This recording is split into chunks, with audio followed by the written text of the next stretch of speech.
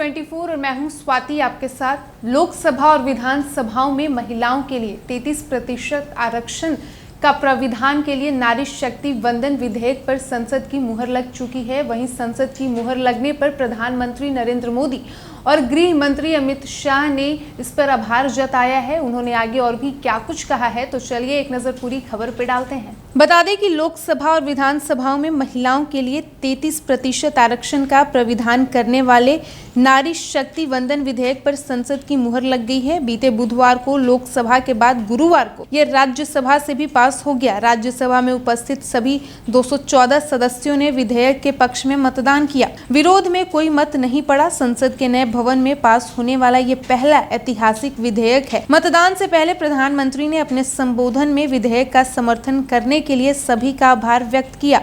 खास बात ये रही कि गृह मंत्री अमित शाह पूरी चर्चा के दौरान उच्च सदन में मौजूद रहे। उधर आरक्षण लागू होने में लगने वाले समय की अटकलों को विराम देते हुए वित्त मंत्री निर्मला सीतारमण ने संकेत दिया है कि ये 2029 के पहले कभी भी लागू हो सकता है।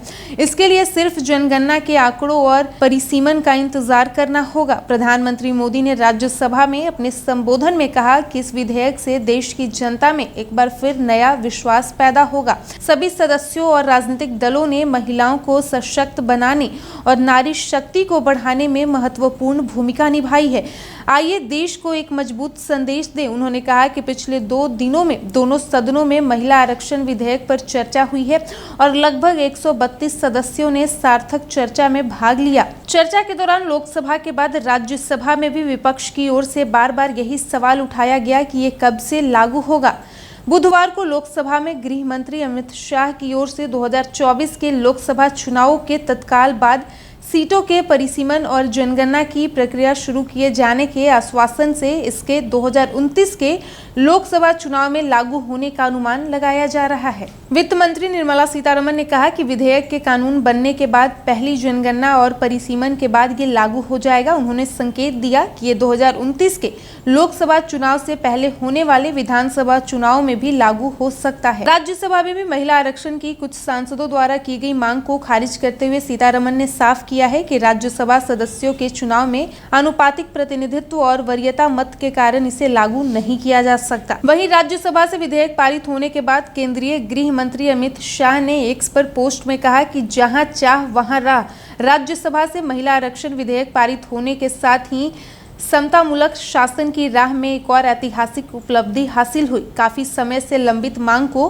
पूरा करके प्रधानमंत्री नरेंद्र मोदी ने दुनिया को लैंगिक समानता और समावेशी शासन का शक्तिशाली संदेश दिया है। मैं मोदी जी का दिल से आभार व्यक्त करता हूं और हर नागरिक को बधाई देता हूं। तो आपने देखा कि लोकसभा और विधानसभाओं में महिलाओं के लिए 33% आरक्षण का प्राविधान के लिए नारी शक्ति वंदन विधेयक पर संसद में मुहर लगी, जिस पर प्रधानमंत्री नरेंद्र मोदी ने सभी को मतदान करने के लिए आभार जताया। वहीं केंद्रीय गृह मंत्री अमित शाह ने एक्स पर पोस्ट कर कहा कि जहां चाह वहां राह, और उन्होंने इसे ऐतिहासिक उपलब्धि बताई। साथ ही उन्होंने इसके लिए प्रधानमंत्री नरेंद्र मोदी का भी आभार जताया और सभी नागरिकों को बधाई दी। फिलहाल इस वक्त की खबर में इतना ही। वीडियो पसंद आया हो तो वीडियो को लाइक करें, शेयर करें। साथ ही हमारे यूट्यूब चैनल एक न्यूज़ 24 को सब्सक्राइब कर लें। यदि आप हमें फेसबुक पर देख पा रहे हैं तो हमारे फेसबुक पेज को भी फॉलो करें और ऐसे ही तमाम खबरों के लिए बने रहिए हमारे साथ। धन्यवाद।